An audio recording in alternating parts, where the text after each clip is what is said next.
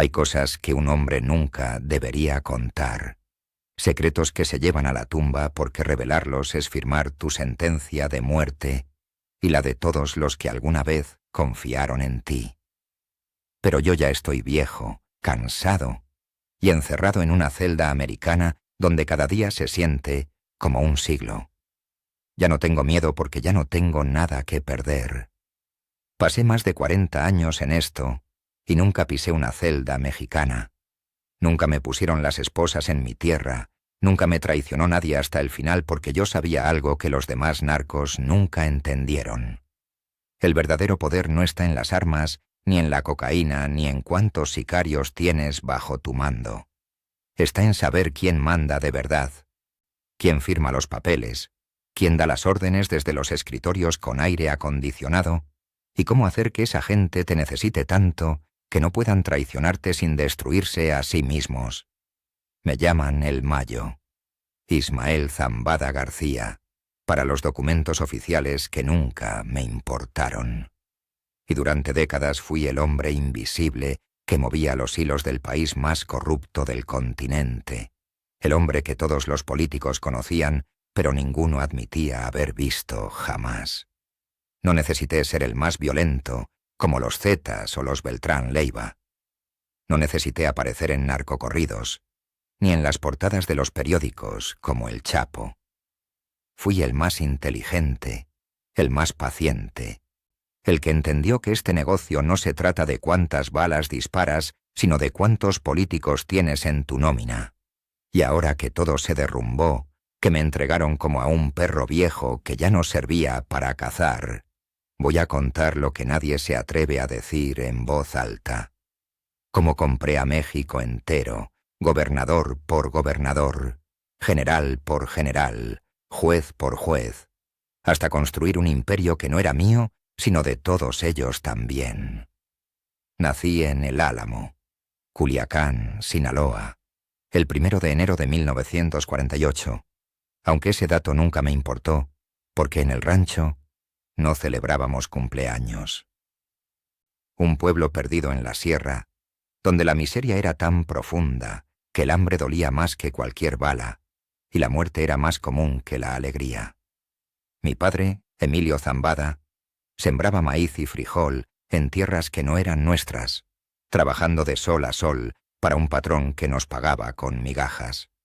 Mi madre, Modesta García, hacía tortillas a mano para vender en el pueblo, caminando 3 horas bajo el sol para ganar unos cuantos centavos que apenas alcanzaban para el aceite y la sal.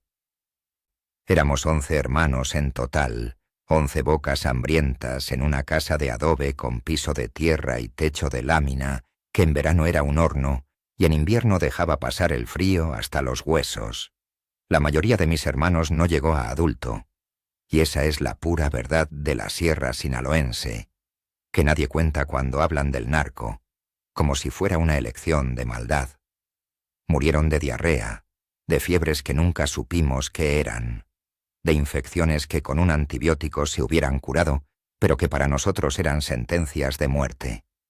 Yo vi morir a mi hermano menor, Francisco, de disentería cuando él tenía 4 años y yo 6.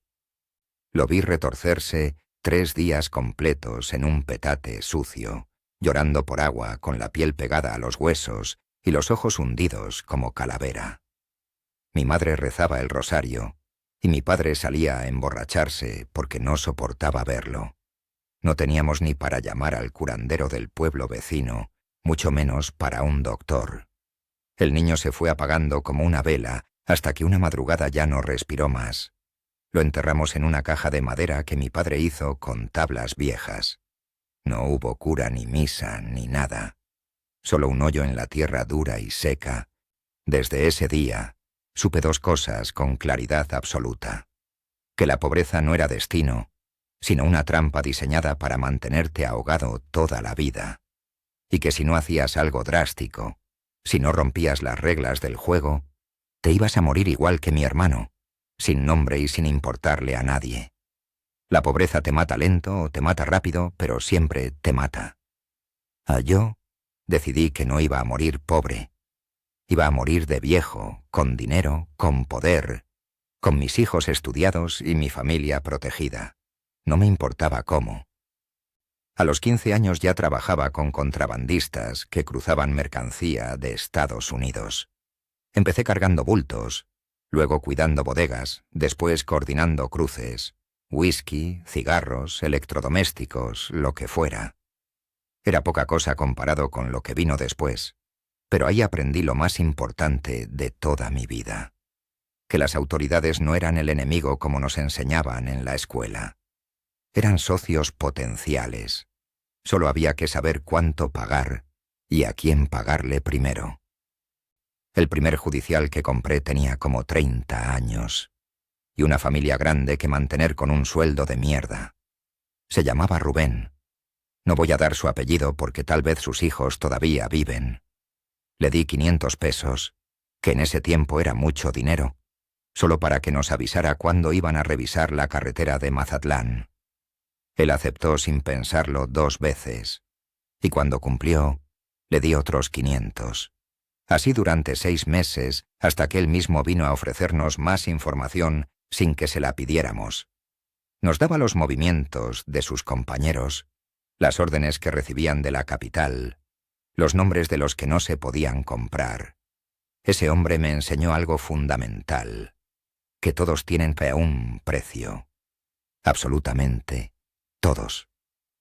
Unos lo cobran en dinero, otros en favores, otros en protección para su familia, pero todos, en algún momento, cuando la presión es suficiente o la oferta es irresistible, cruzan la línea. Y una vez que la cruzan, ya son tuyos para siempre. En los 70 el negocio cambió completamente y la Sierra de Sinaloa se convirtió en el centro del mundo para un producto que ni siquiera sabíamos que existía años atrás. La marihuana se volvió oro verde con la demanda gringa que crecía cada año. Y luego llegó la goma de opio que los campesinos aprendieron a cultivar entre los pinos y los robles de las montañas. Sinaloa siempre fue tierra de sembradores rudos, gente que sabía trabajar la tierra con las manos desnudas. Pero ahora sembrábamos algo que valía 1000 veces más que el maíz o el frijol. 1 kilo de goma valía lo que 100 costales de maíz. Era una locura. Y todos querían entrar al negocio. Yo no fui el primero ni el más importante al principio. Pedro Avilés Pérez, el León de la Sierra, ya dominaba las rutas aéreas con sus avionetas que cruzaban la frontera como fantasmas. Miguel Ángel Félix Gallardo, el jefe de jefes, estaba construyendo el imperio que unificó a todos los grupos y creó el primer gran cartel de México. Yo solo era un operador en ese tiempo, un tipo que sabía moverse sin hacer ruido, que entregaba mercancía a tiempo y nunca causaba problemas. No quería reflectores, no quería fama, quería dinero y seguridad. Pero vi algo que ellos no vieron o no quisieron ver, que todo eso iba a explotar tarde o temprano, que los gringos iban a empezar a presionar al gobierno mexicano cada vez más fuerte, que iban a exigir capturas y decomisos para sus titulares de periódico, y que el gobierno mexicano iba a necesitar chivos expiatorios para entregarles. Alguien tenía que caer para que el circo siguiera funcionando. Así que mientras los demás se peleaban por territorios y plazas, por quién controlaba Tijuana o Juárez o Nuevo Laredo, yo me dediqué a otra cosa completamente diferente. A comprar protección en serio, a volverme indispensable no para los narcos, sino para los que mandaban de verdad, los políticos. No quería ser el capo más famoso de México, quería ser el que nunca caía, y para eso necesitaba ser invisible. La estrategia era simple, pero requería paciencia y visión de largo plazo que la mayoría de los narcos no tenían, porque pensaban en el dinero rápido y la violencia inmediata. Yo pensaba en décadas. Cada político que ayudaba a ganar una elección era una inversión. Cada comandante que ponía en su puesto era una póliza de seguro. Cada juez que nombraban con mi recomendación era una pieza más de mi escudo. Y funcionó mejor de lo que imaginé porque resulta que los políticos mexicanos son más corruptos y más fáciles de comprar que cualquier narco. Un narco al menos tiene códigos retorcidos de lealtad y honor. Un político solo tiene ambición. Y la ambición se compra con dinero, con poder, con la promesa de más de ambas cosas. Durante los 80 construí una red que abarcaba desde presidentes municipales hasta secretarios de Estado. No todos me conocían personalmente. De hecho, muy pocos me vieron la cara alguna vez, pero todos sabían quién pagaba sus campañas, quién garantizaba su seguridad, quién podía destruirlos si se pasaban de listos. Miguel Ángel Félix Gallardo cayó en 1989, y esa captura marcó el fin de una era y el inicio de otra, mucho más violenta y fragmentada. El cartel que él había unificado se rompió en pedazos. Tijuana quedó para los hermanos Arellano Félix, que eran violentos y ambiciosos, pero desorganizados. Juárez fue para Amado Carrillo Fuentes, el señor de los cielos, que era inteligente y visionario, pero demasiado ostentoso. Y Sinaloa quedó para nosotros. Joaquín Guzmán lo era, el Chapo, y yo. Joaquín era todo lo que yo no era, y eso fue lo que hizo que funcionáramos tan bien durante tanto tiempo. Él era ambicioso, violento cuando hacía falta, carismático con la gente, un líder nato que inspiraba lealtad fanática en sus hombres. Quería ser leyenda viva, quería que cantaran corridos con su nombre, quería que todo mundo supiera quién era el Chapo Guzmán. Yo era exactamente lo contrario en todo sentido. Prefería la sombra más oscura, el anonimato total, que nadie supiera mi nombre fuera del negocio. Él quería los reflectores, y yo le dejaba tenerlos con gusto, porque mientras las cámaras lo seguían a él, yo podía trabajar en paz, construyendo la verdadera estructura del cartel. La que no se veía, pero que sostenía todo. El Chapo era la cara visible, el enemigo público, el que salía en las noticias y en los programas de televisión. Y eso le encantaba. Le gustaba el poder que se veía, que se sentía, que se ostentaba. Mientras tanto, yo construía la red de políticos, generales, gobernadores, empresarios y banqueros que sostenía todo el aparato, la que permitía que siguiéramos operando sin importar cuántas veces capturaran al Chapo o cuántos titulares de periódico hicieran con su nombre. Porque entendí algo fundamental que me llevó décadas a aprender, pero que una vez que lo aprendes, cambia todo. En México, el narcotráfico no existe sin el Estado. No es que convivan como dos entidades separadas que a veces se tocan. Son exactamente lo mismo. El narcotráfico es una extensión del Estado mexicano, y el Estado mexicano es socio mayoritario del narcotráfico. Y quien controla al Estado, controla el negocio entero. Los años 90 fueron la época dorada del cártel de Sinaloa y de México en general para nuestro negocio. Carlos Salinas de Gortari era presidente de la República y estaba vendiendo el país al mejor postor con su proyecto de modernización y apertura económica. El Tratado de Libre Comercio con Estados Unidos y Canadá se firmó en 1994 y para nosotros fue como ganar la lotería. De repente había miles de camiones cruzando la frontera todos los días, contenedores de mercancía que era imposible revisar todos, un flujo comercial tan grande que nuestros cargamentos se perdían en el volumen como gotas de agua en el océano. Era perfecto. Más comercio significaba más cruces, más rutas, más posibilidades, más dinero. Pero también significaba que necesitábamos protección al más alto nivel del gobierno federal, no solo de gobernadores o comandantes locales. Necesitábamos que nos dejaran trabajar desde Los Pinos, desde la Secretaría de Gobernación, desde la Procuraduría General de la República. Y ahí entré yo, con mi libreta de contactos y mis maletas de dólares. No fui yo quien tocó las puertas de Los Pinos. Fueron ellos los que vinieron a buscarme a través de intermediarios, y eso es algo que la gente nunca entiende cuando habla del narco como si fuéramos extraterrestres que invadimos México. El sistema nos necesitaba tanto como nosotros lo necesitábamos a él.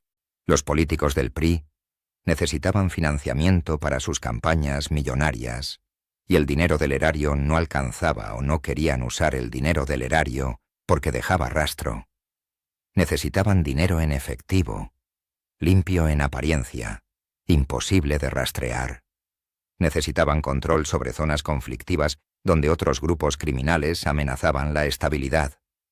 Necesitaban proyectos de infraestructura que se pudieran inflar para justificar gastos y meter dinero sucio. Y nosotros teníamos todo eso y más. Teníamos el efectivo que necesitaban. Teníamos el control territorial que les garantizaba votos. Teníamos las constructoras fantasma que les permitían lavar millones. Así que hicimos un pacto de caballeros que duró décadas. Ellos nos dejaban trabajar tranquilos y nosotros les dábamos estabilidad política y económica. Nada de masacres espectaculares, nada de escándalos mediáticos, nada de violencia que asustara al turismo o a los inversionistas extranjeros. Todo discreto, todo funcional, todo bajo control. Y funcionó tan bien durante tantos años que México presumía de ser un país en paz mientras nosotros movíamos toneladas de cocaína colombiana hacia Estados Unidos. Las estadísticas de homicidios eran bajas comparadas con Colombia o con lo que vino después en México. La economía crecía, el turismo florecía, los inversionistas llegaban, y nadie quería ver que todo eso se sostenía sobre un pacto de sangre entre el narcotráfico y el Estado. Salinas lo sabía, Zedillo lo sabía después, Fox lo supo cuando llegó, Calderón lo supo y decidió romper el pacto por razones que nunca entendí del todo. Peña Nieto lo supo y volvió al viejo acuerdo. Todos lo sabían, todos cobraban, todos eran parte del sistema, y los que no querían entrar, los que querían ser héroes y limpiar México, terminaban muertos o exiliados o destruidos políticamente antes de poder hacer nada. Porque el sistema se protege a sí mismo. Y nosotros éramos parte esencial de ese sistema, no un parásito externo como querían hacer creer. El truco para controlar a un gobernador es simple en teoría, pero requiere maestría en la ejecución. Nunca lo amenaces de frente al principio, porque eso lo convierte en tu enemigo. Y un enemigo con poder estatal es peligroso. Lo que haces es volverlo cómplice gradualmente, paso por paso, sin que se dé cuenta de que está cruzando una línea de la que no podrá regresar jamás. Empiezas con un regalo. Una bolsa con $200,000 en efectivo para su campaña, cuando está desesperado por ganar y no le alcanza el presupuesto del partido. Una casa en una zona elegante de la ciudad para su amante, que todos saben que tiene pero nadie menciona. Un negocio rentable para su cuñado o su hermano, que está pasando por dificultades económicas. Un viaje a Europa para su esposa y sus hijos, con todos los gastos pagados. Regalos que parecen inofensivos, que no tienen condiciones aparentes, que se pueden racionalizar como apoyo de un empresario local o de un amigo de la familia. Y cuando él acepta ese primer regalo, y siempre lo aceptan porque todos son ambiciosos y codiciosos, ya cruzó la línea sin saberlo.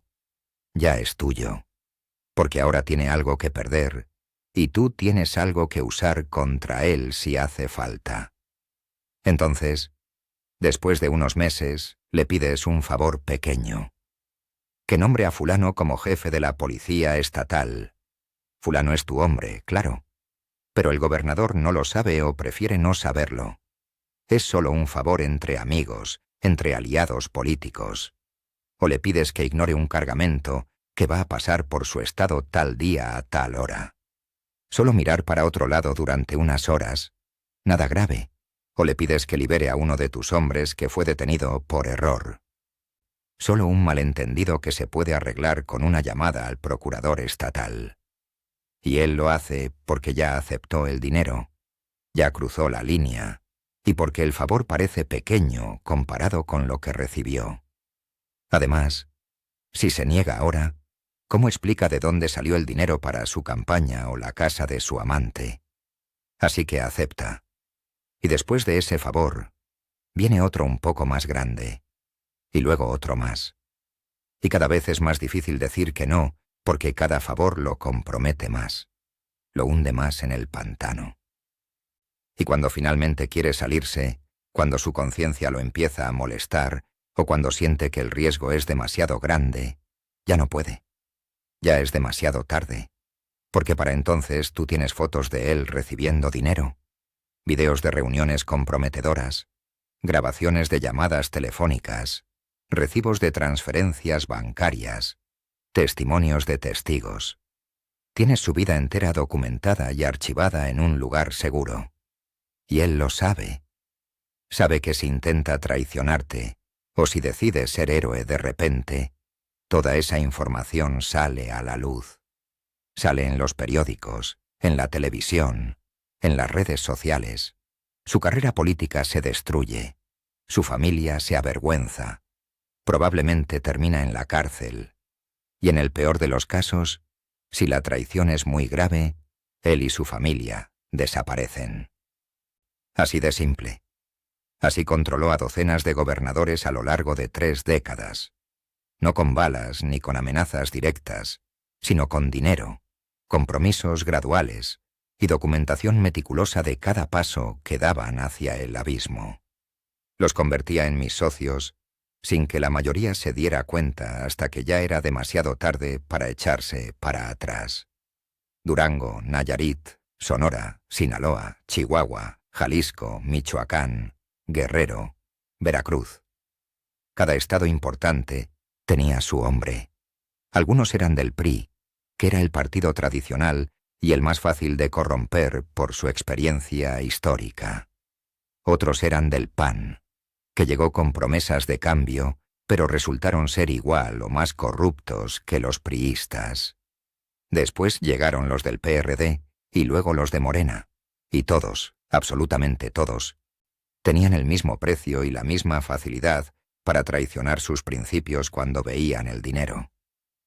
No importaba el color del partido ni el discurso ideológico que dieran en público. En privado, todos eran iguales. Todos querían dinero, poder, protección.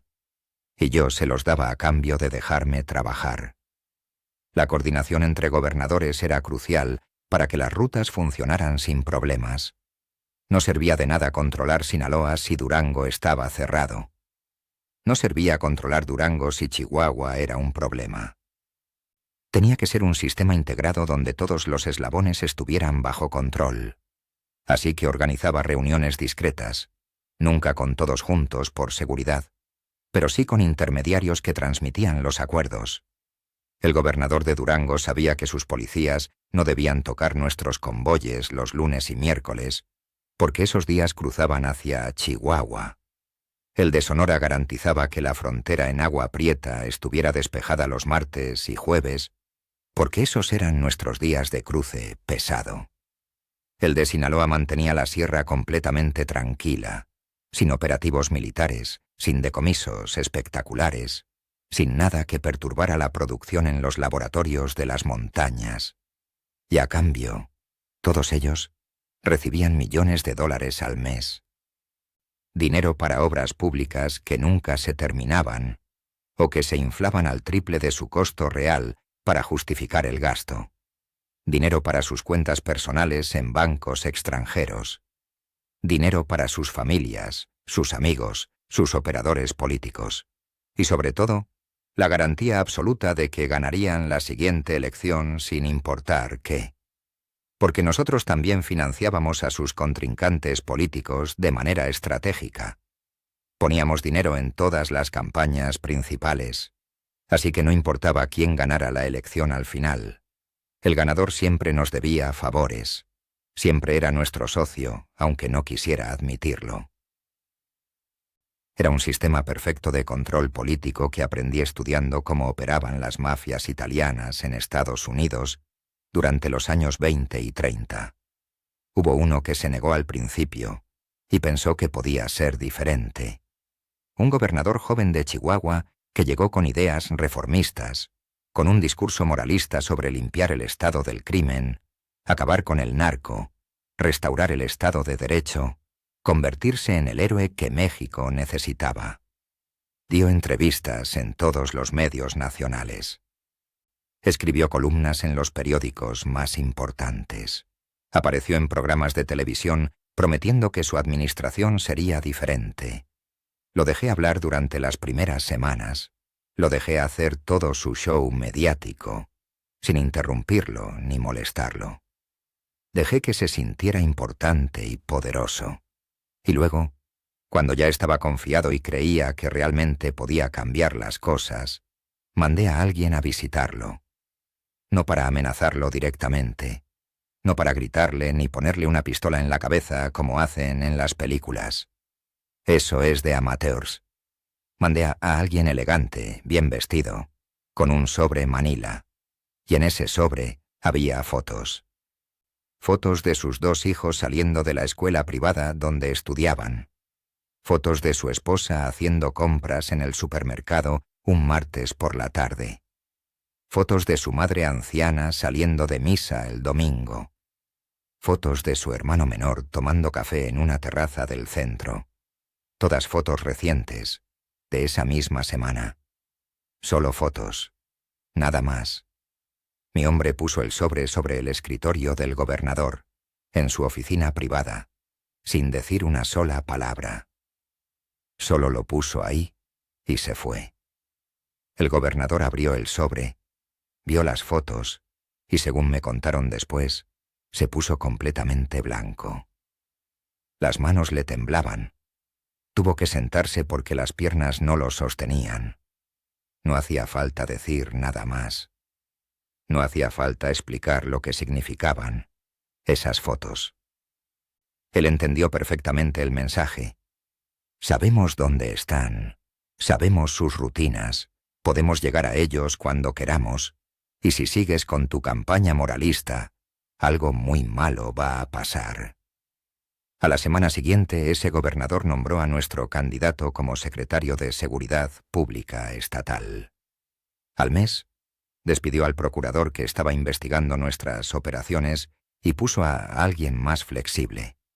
A los 3 meses, ya estaba en la nómina completa como todos los demás. Y nunca más volvió a hablar públicamente de combatir al narco. En sus discursos ya solo mencionaba educación, infraestructura, desarrollo económico. El narco dejó de existir en su vocabulario público. Así funciona esto en la realidad. No necesitas matar a todos, solo necesitas que sepan que puedes hacerlo cuando quieras. El miedo bien aplicado es infinitamente más efectivo que la violencia indiscriminada.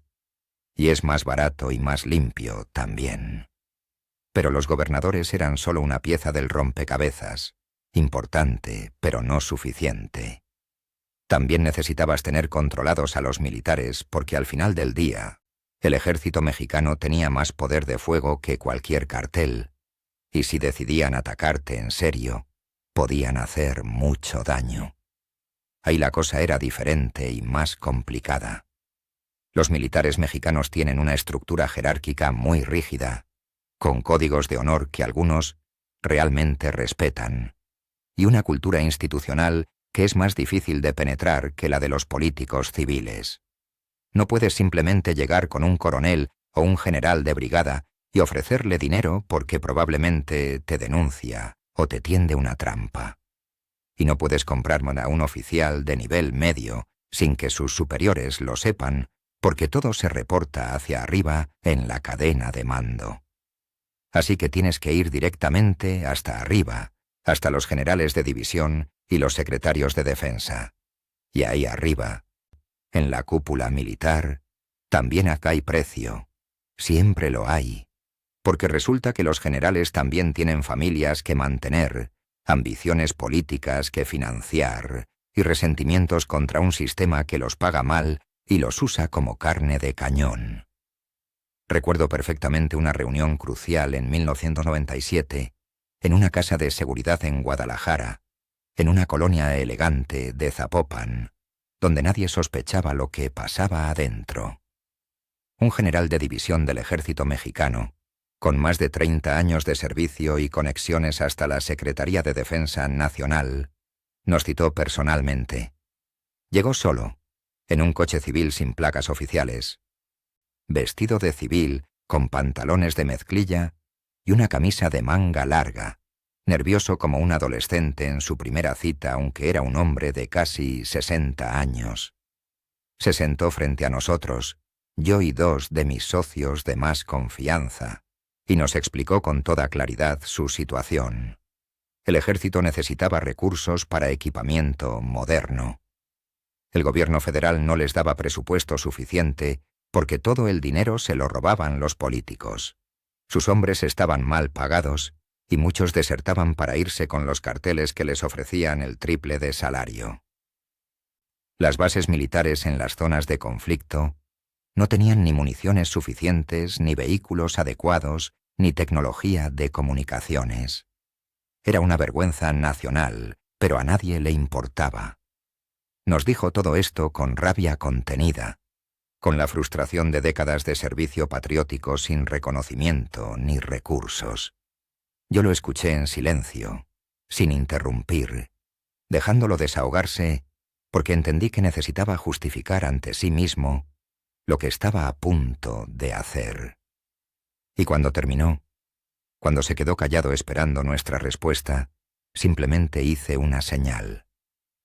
Uno de mis hombres trajo 3 maletas ejecutivas de cuero fino. Las puso sobre la mesa, las abrió.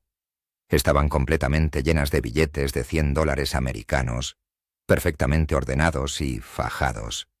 $5 millones en total. El general las miró fijamente durante 1 minuto completo, sin decir nada, calculando probablemente cuántos años de su salario militar representaba esa cantidad.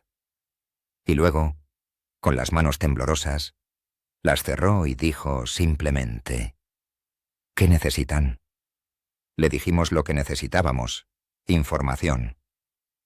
Los movimientos de todas las operaciones militares en Sinaloa, Durango, Chihuahua, Sonora y Nayarit. Fechas, horarios, rutas, objetivos. Saber con anticipación cuándo iban a entrar a la sierra, cuándo iban a revisar las carreteras principales, cuándo iban a catear bodegas o ranchos. Él aceptó. Y durante los siguientes 8 años, hasta que se retiró del ejército, nos mantuvo informados de absolutamente todo. Nunca nos agarraron por sorpresa, porque siempre supimos dónde iba a estar el ejército antes de que llegara. Podíamos mover la mercancía, limpiar los laboratorios, evacuar las bodegas. Era como jugar póker viendo las cartas del oponente. El sexenio de Vicente Fox Quesada fue completamente caótico para México, pero excelente para nuestro negocio. Fox llegó a Los Pinos en el año 2000 con el Partido Acción Nacional, rompiendo 70 años de hegemonía priista, prometiendo cambio, democracia, transparencia, combate a la corrupción, un México nuevo. Puras mentiras y propaganda para ganar votos. La realidad es que Fox no tenía la menor idea de cómo funcionaba realmente el país. Era un empresario de Coca-Cola que sabía vender refrescos, pero no sabía gobernar una nación construida sobre pactos de corrupción que llevaban décadas funcionando. Y su equipo era todavía peor. Puro panista idealista o empresario que creía que México se administraba como una empresa privada. Eran amateurs jugando en las grandes ligas. No sabían con quién negociar, a quién comprar, cómo mantener el equilibrio delicado entre todos los poderes fácticos del país. Eso nos benefició enormemente porque crearon un vacío de poder que nosotros llenamos con gusto. Durante su gobierno, el cártel de Sinaloa se expandió como nunca antes en su historia.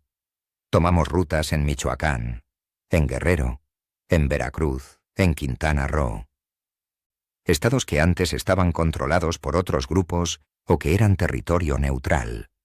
Y cada vez que llegábamos a un lugar nuevo, lo primero que hacíamos, antes incluso de mover 1 kilo de droga, Era buscar al alcalde, al comandante de policía, al juez local, al delegado federal. Y siempre, siempre aceptaban nuestro dinero. Siempre, sin excepción. Porque resulta que en México nadie entra a la política para servir al pueblo, como dicen en sus discursos, llenos de demagogia barata. Entran para llenarse los bolsillos, para robar lo más que puedan durante su periodo, para dejar a sus hijos y nietos bien posicionados. Esa es la verdad cruda que nadie admite públicamente, pero que todos saben. Y nosotros teníamos los bolsillos más llenos que nadie en el país. Más llenos que los empresarios legales, más llenos que los políticos con sus presupuestos inflados, más llenos incluso que los banqueros con sus fraudes financieros. Teníamos dinero en efectivo, imposible de rastrear, listo para entregar en el momento. Así que éramos los mejores aliados que cualquier político corrupto podía desear. Les resolvíamos sus problemas de financiamiento. Les garantizábamos seguridad en sus territorios. Les dábamos empleo a miles de personas que de otra forma estarían desempleadas y causando conflictos sociales. Éramos, en cierto sentido retorcido, un pilar de la economía y la estabilidad de muchas regiones del país. Y ellos lo sabían perfectamente, aunque jamás lo reconocieran en público.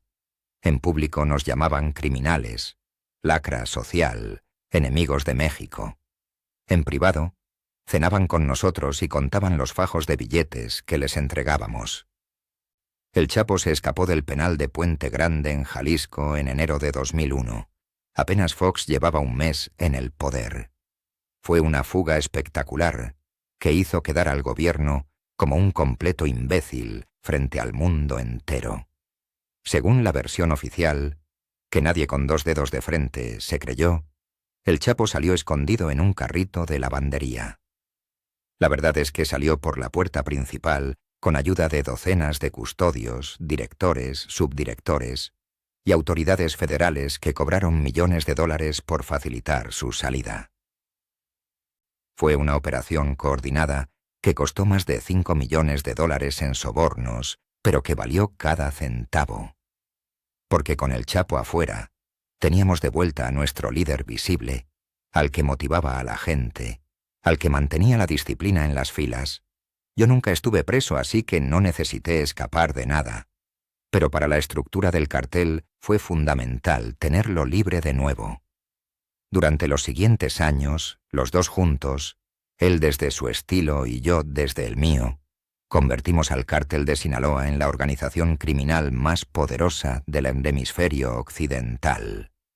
Más poderosa que las FARC en Colombia, más poderosa que la Cosa Nostra italiana, más poderosa que las tríadas chinas. Controlábamos la producción, el transporte, la distribución, el lavado de dinero, todo de principio a fin.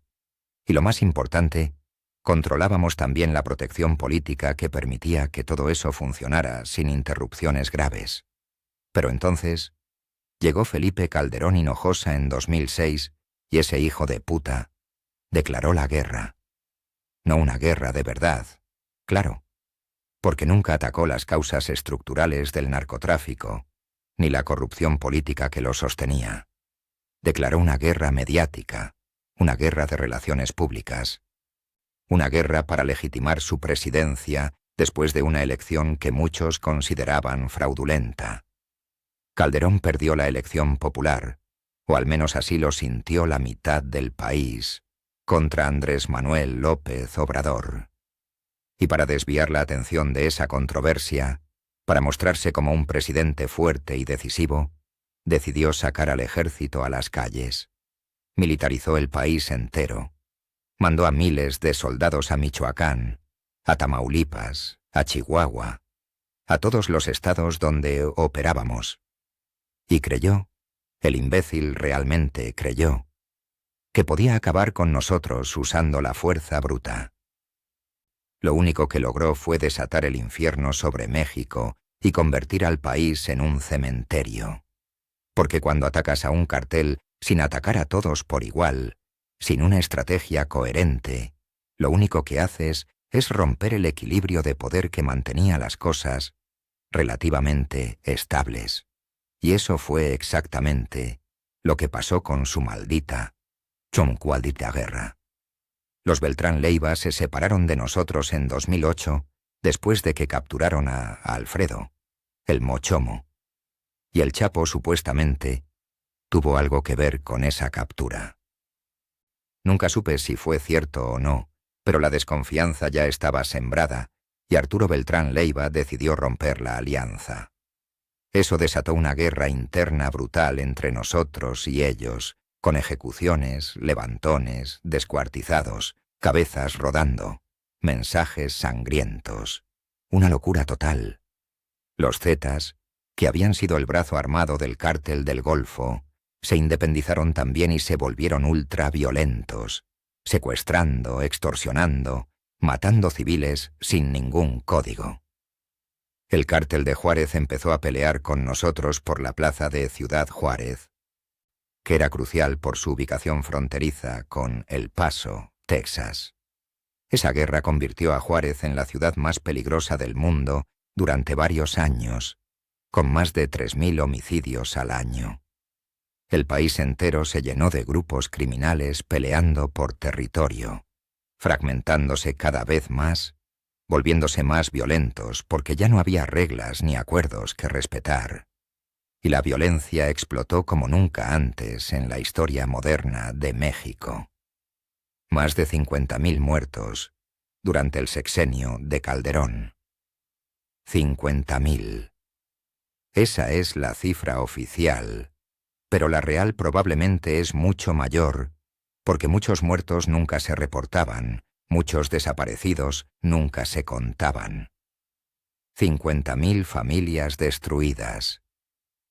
50.000 vidas terminadas, todo por la estupidez de un presidente que quiso hacer un espectáculo militar para tapar sus inseguridades políticas. Pero lo irónico, lo verdaderamente irónico de toda esa guerra, es que no nos debilitó como Calderón esperaba. Al contrario, nos fortaleció en muchos sentidos. Porque mientras otros carteles se fragmentaban, perdían territorio, perdían líderes capturados o muertos, nosotros nos mantuvimos cohesionados. Mantuvimos nuestra estructura intacta. Mantuvimos nuestros acuerdos políticos funcionando. Seguíamos teniendo la protección de gobernadores, de generales, de políticos clave, que seguían cobrando y que no tenían ningún interés en que desapareciéramos. Seguíamos controlando las rutas más importantes hacia Estados Unidos. Tijuana, Mexicali, Nogales, Ciudad Juárez, cuando finalmente ganamos esa plaza después de años de guerra sangrienta. Seguíamos moviendo más droga que cualquier otro cartel. La cocaína colombiana seguía llegando por toneladas a nuestras manos y nosotros la cruzábamos al mercado americano que nunca dejó de consumir. Porque ahí está la hipocresía más grande de toda esta historia. Estados Unidos declara su guerra contra las drogas, invierte miles de millones de dólares en combatirnos, presiona a México para que capture narcos y decomise drogas. Pero el consumo en Estados Unidos nunca baja. Nunca. Al contrario, sigue aumentando año tras año. Más cocaína, más metanfetaminas, más heroína, más fentanilo. La demanda bobafta americana es lo que mueve todo este negocio. Sin esa demanda insaciable, no existiríamos. Pero ellos nunca atacan esa parte del problema, porque es más fácil culparnos a nosotros que admitir que tienen un problema social y cultural gravísimo en su propio país. Lo que más me sorprendió siempre, durante todos estos años, fue la hipocresía monumental de absolutamente todos los involucrados en este sistema. Los mismos políticos que en público daban discursos apasionados contra el narco, que lloraban lágrimas de cocodrilo por las víctimas de la violencia, que prometían combatirnos hasta destruirnos, en privado cenaban con nosotros en restaurantes exclusivos o en casas de seguridad. Se sentaban en la misma mesa, comían el mismo pan, bebían el mismo vino. y contaban los fajos de billetes que les entregábamos con la misma avidez que cualquier adicto cuenta sus dosis. Los mismos periodistas que nos llamaban criminales en sus columnas y en sus programas de televisión, que nos pintaban como monstruos, responsables de todos los males del país, recibían sobres mensuales con decenas de miles de pesos para no publicar ciertas historias, para no investigar ciertas conexiones políticas, para darle spin a las noticias de manera que nos favoreciera. No todos, claro. Hubo periodistas valientes que se negaron y varios pagaron con su vida. Pero la gran mayoría estaba comprada, era parte del sistema, cobraba su cuota como todos los demás, y cuando alguno se ponía difícil, bastaba con amenazar su fuente de ingresos o su seguridad personal para que cambiara de opinión rápidamente. Los empresarios eran otro capítulo de hipocresía refinada. Esos señores que presumían de ser legales, de generar empleos, de contribuir al desarrollo del país, de ser pilares de la economía nacional, lavaban nuestro dinero en sus hoteles de 5 estrellas, en sus cadenas de restaurantes, en sus gasolineras, en sus constructoras, en sus desarrollos inmobiliarios de lujo. Recibían millones en efectivo, lo metían a sus negocios inflando ganancias y salía limpio como dinero legítimo, y cobraban una comisión gorda por el servicio, entre el 15 y el 30%, dependiendo del volumen y del riesgo. Ganaban fortuna simplemente procesando nuestro dinero. Y muchos de esos empresarios son ahora figuras respetables de la sociedad mexicana. Presiden cámaras de comercio, aparecen en listas de los hombres más ricos del país, dan entrevistas sobre ética empresarial y responsabilidad social, donan a causas benéficas y tienen fundaciones con sus nombres. Pero yo sé la verdad. Sé de dónde salió parte de su fortuna. Sé cuántos millones lavaron. Sé que sin nuestro dinero, muchos de ellos no serían nada. Y ellos lo saben también. Por eso nunca hablaron ni hablarán. Porque están tan metidos en esto como nosotros. Son tan criminales como el más sanguinario sicario. Solo que ellos usan traje y corbata, y nosotros usamos botas y sombrero. Todo México vivía del narcotráfico de una manera u otra, directa o indirectamente, y esa es la verdad que nadie quiere admitir porque es incómoda y destruye la narrativa simplista del bien contra el mal. Desde el campesino pobre de la sierra, que sembraba amapola porque era la única forma de alimentar a sus hijos, hasta el banquero millonario en la Ciudad de México, que procesaba transferencias sospechosas y miraba para otro lado. Todos participaban en el sistema. El mecánico que le arreglaba los carros a nuestros operadores, el doctor que curaba a nuestros heridos sin hacer preguntas ni reportes, el abogado que defendía a nuestros detenidos con estrategias compradas a jueces, el contador que maquillaba nuestras finanzas, el maestro que recibía donativos para su escuela sin preguntar de dónde venían, el cura que aceptaba limosnas generosas para su parroquia. Todos sabían, todos cobraban, todos eran parte de la cadena.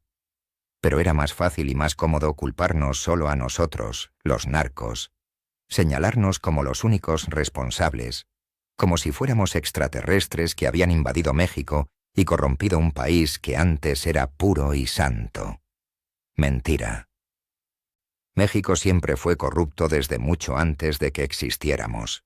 Nosotros solo aprovechamos y perfeccionamos un sistema que ya estaba podrido hasta los huesos. Hubo un momento, probablemente a mediados de los 2000, en que yo tuve todo lo que cualquier hombre podría desear o ambicionar. Dinero que no podía contar ni aunque dedicara años completos a la tarea. Tenía propiedades en 5 países diferentes, bajo nombres falsos y estructuras corporativas imposibles de rastrear.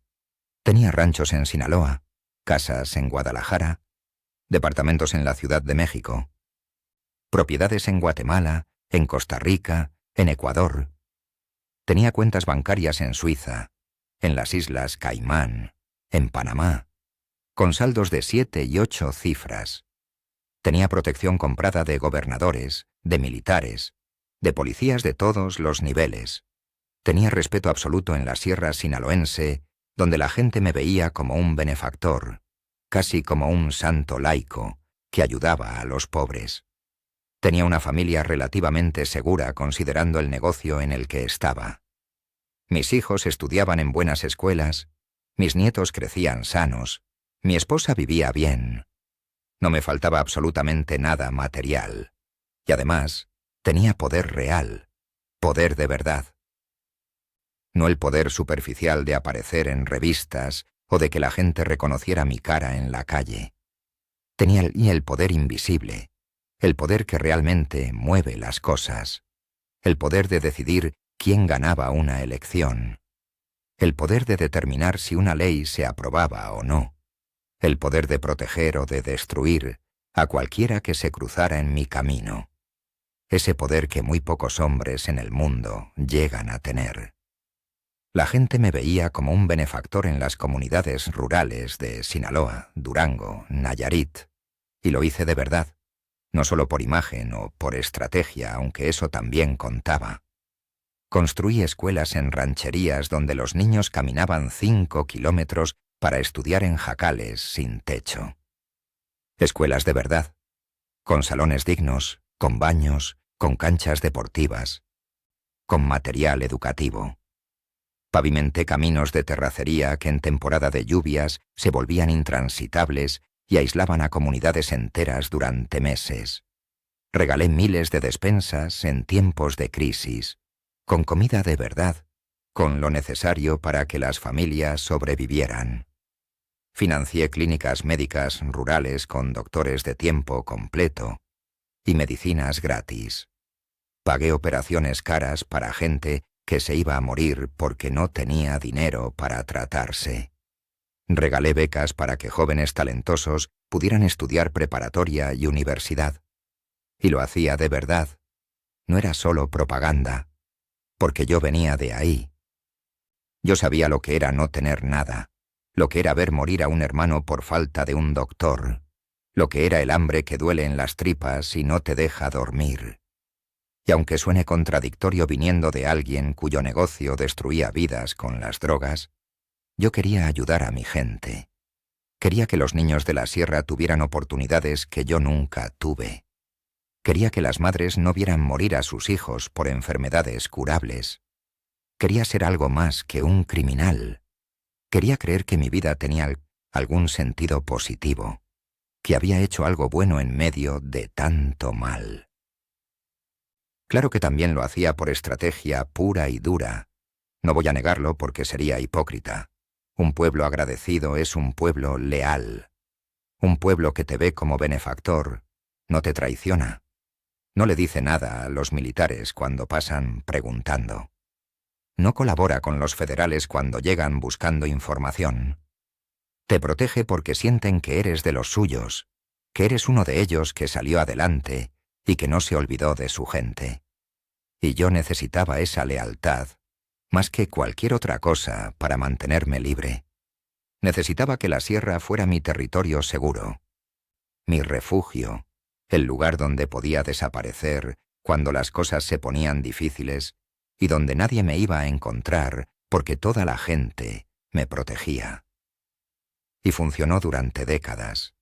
Los operativos militares fracasaban, porque cuando llegaban para un pueblo buscándome, nadie sabía nada, nadie había visto nada, y la información que les daban era falsa o desfasada. Para cuando llegaban al lugar donde supuestamente yo estaba, ya me había movido 5 horas antes, avisado por los mismos pobladores que habían visto a los soldados subir por el camino. Esa red de protección popular valía más que cualquier ejército de sicarios, porque era invisible e imposible de infiltrar para las autoridades. Pero había algo más profundo también, algo que me costó muchos años entender sobre mí mismo. Una parte de mí, escondida debajo de todas las capas de violencia y criminalidad, realmente quería creer que no era solo un criminal sin más, que no era solo un hombre que había destruido miles de vidas. llevando drogas que mataban y creaban adictos. Quería creer que había hecho algo bueno también, que había ayudado a gente que realmente lo necesitaba. Que mi vida no había sido solo destrucción y muerte, sino también construcción y vida. Quería poder verme en el espejo y ver algo más que un monstruo. Y esas escuelas, esos caminos, esas despensas, esas clínicas, me daban esa ilusión. Me permitían dormir algunas noches sin que los fantasmas me atormentaran tanto. Aunque en el fondo, en lo más profundo de mi conciencia, sabía la verdad amarga e innegable. Todo lo que construí, cada peso que invertí en ayudar a la gente, lo hice con dinero manchado de sangre, dinero que venía de drogas que destruyeron familias gringas, dinero que venía de la violencia que desató Calderón, dinero que venía de los muertos que se acumulaban en las cunetas de las carreteras. No vi nada forma de limpiar ese dinero por más escuelas que construyas. La sangre no se lava con obras de caridad. Eso lo sé ahora con claridad absoluta. Pero en ese tiempo, necesitaba creerlo para no volverme loco.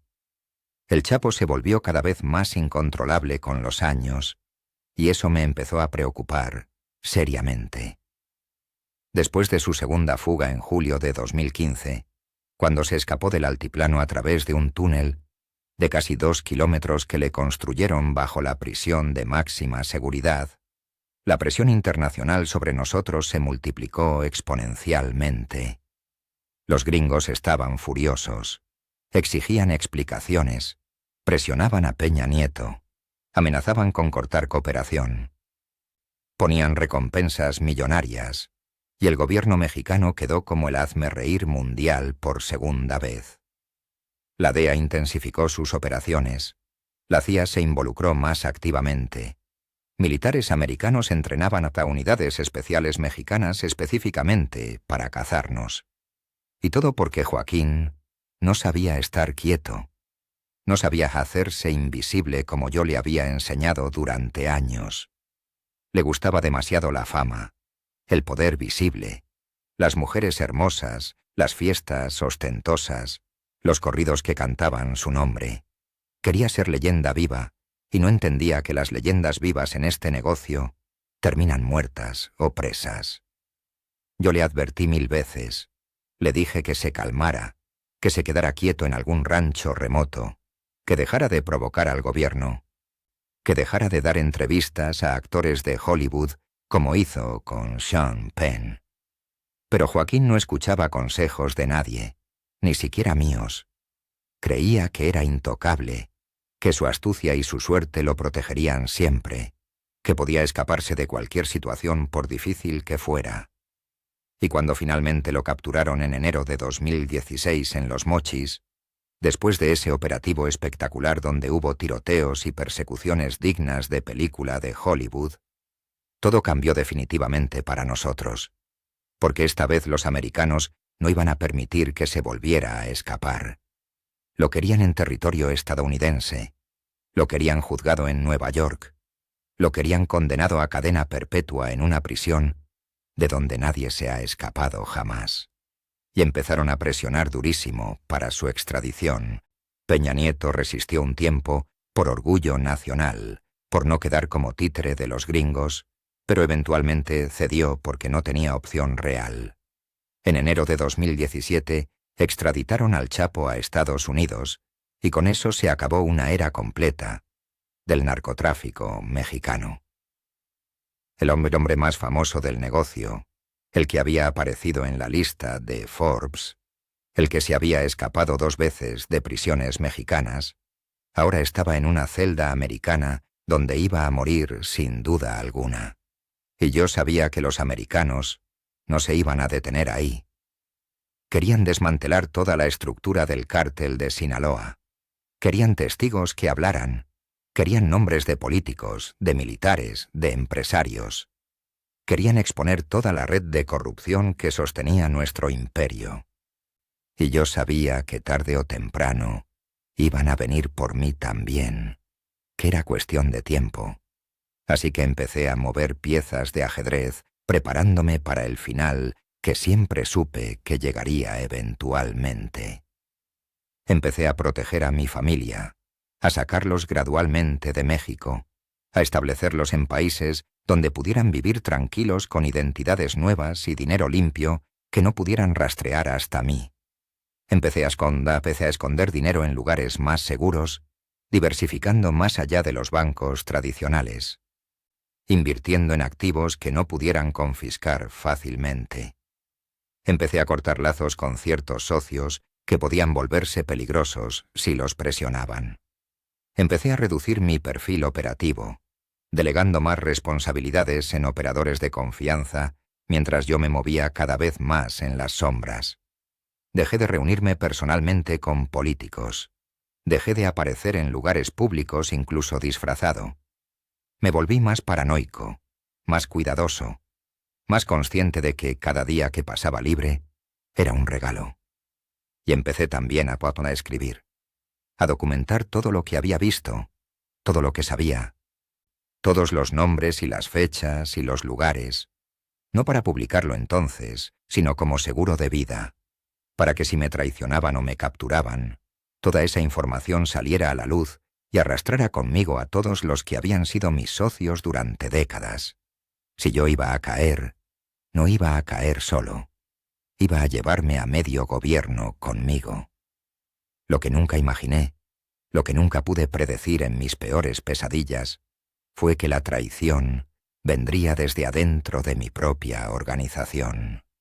Fueron los hijos del Chapo, los chapitos como les dicen, Iván Archibaldo, Alfredo, Ovidio y Joaquín Guzmán López. Los crié desde niños. Vi crecer a esos cabrones. Les enseñé el negocio. Los protegí cuando su padre estaba preso. Les di poder dentro del cartel. Y ellos me traicionaron de la manera más cobarde y rastrera imaginable. Querían todo el poder para ellos solos. Ya no querían compartir con el viejo. Querían ser los únicos jefes del cártel de Sinaloa, manejar todo el negocio sin tener que consultarme ni darme cuentas. Y yo era el último obstáculo en su camino, el único con autoridad moral y poder real para oponerse a ellos. Así que hicieron un trato sucio con los americanos, un trato que los beneficiaba a ellos y me destruía a mí. Entregaron información sobre dónde estaría yo a cambio de tratamiento preferencial para ellos, de reducción de cargos, de protección para sus operaciones. Fueron Judas moderno vendiendo a su mentor por 30 monedas de plata. Y cayó en la trampa como un idiota, como un viejo confiado que creyó que todavía mandaba algo. El 25 de julio de 2024, me subieron hasta un avión privado con engaños perfectamente orquestados. Joaquín Guzmán López, el hijo menor del Chapo, me dijo que íbamos a una reunión importante en el norte, que había que resolver un problema territorial con otro grupo, que necesitaban mi experiencia y mi autoridad para mediar. Yo confié. Confié porque era el hijo de mi compadre, de mi socio de tantos años. Confié porque nunca imaginé que sería capaz de traicionarme así. Subí al avión sin escoltas porque me dijeron que era una reunión discreta. Y cuando desperté de un sueño extraño después de que me ofrecieron agua que probablemente estaba drogada, ya estaba en Santa Teresa, Nuevo México, esposado de pies y manos, rodeado de agentes de la DEA y del FBI, con sus chalecos antibalas y sus armas apuntándome. Habíamos aterrizado en Estados Unidos. Me habían secuestrado, entregado como un paquete, traicionado por los mismos que yo había ayudado a construir. 50 años evadiendo a las autoridades. 50 años siendo el más listo, el más cuidadoso, el hombre invisible que nunca cayó. Y al final me traicionaron los hijos del hombre con el que construí un imperio que dominó el narcotráfico mundial durante décadas. Eso me dolió infinitamente, más que cualquier condena judicial que pudieran darme. No me dolió la cárcel, ni la extradición, ni saber que moriría encerrado lejos de mi tierra. Me dolió saber que al final, en este negocio de mierda, La lealtad no existe. Solo existe el poder. Y cuando ya no lo tienes, cuando ya eres un viejo que estorba, todos te dan la espalda sin pensarlo 2 veces. Ahora estoy aquí encerrado en una celda federal de máxima seguridad en Estados Unidos, en un lugar donde el sol apenas entra y donde cada día se siente exactamente igual al anterior, en una monotonía que te vuelve loco lentamente, esperando un juicio que ya sé perfectamente cómo va a terminar, porque aquí no hay forma de comprar jueces, ni de intimidar fiscales, ni de arreglar las cosas como en México. Aquí el sistema funciona diferente. Aquí me van a condenar a cadena perpetua sin posibilidad de libertad condicional. Voy a morir encerrado en esta celda, o en otra similar. Lejos de Sinaloa, lejos de la sierra que tanto amo, lejos de mi gente, lejos del olor de la tierra mojada después de la lluvia, lejos de los atardeceres naranjas sobre las montañas, lejos de todo lo que le daba sentido a mi vida. Voy a morir como un animal enjaulado, como un trofeo de guerra exhibido por los americanos que finalmente cazaron al fantasma que los eludió durante medio siglo. Pero no me arrepiento de nada que hice. Esa es la verdad. No me arrepiento porque hice exactamente lo que tenía que hacer para sobrevivir en un país brutal donde si no eres político corrupto, narco poderoso o empresario sin escrúpulos, entonces no eres absolutamente nadie. Hice lo que tuve que hacer para sacar a mi familia de la miseria más absoluta, para darles oportunidades que yo nunca tuve, para ser alguien en lugar de nadie. El sistema mexicano estaba completamente podrido mucho antes de que yo naciera en ese rancho olvidado de Sinaloa. Yo no lo inventé, ni lo creé. Solo aprendí a jugar sus reglas mejor que nadie. Entendí cómo funcionaba realmente el poder en México. No el poder de papel que enseñan en las escuelas, sino el poder real que mueve las cosas. Y usé ese conocimiento para construir un imperio que duró décadas. Si alguien realmente cree que con mi caída el narcotráfico va a acabar, es un ingenuo completo o un mentiroso cínico. Ya hay otros ocupando mi lugar en este preciso momento. Otros comprando a otros gobernadores con las mismas técnicas que yo usé. Otros moviendo toneladas de drogas por las mismas rutas que yo controlé. Otros lavando dinero en los mismos bancos y negocios que yo usé. El sistema sigue exactamente igual, porque yo no era el sistema. Era solo una pieza, importante sí, pero reemplazable,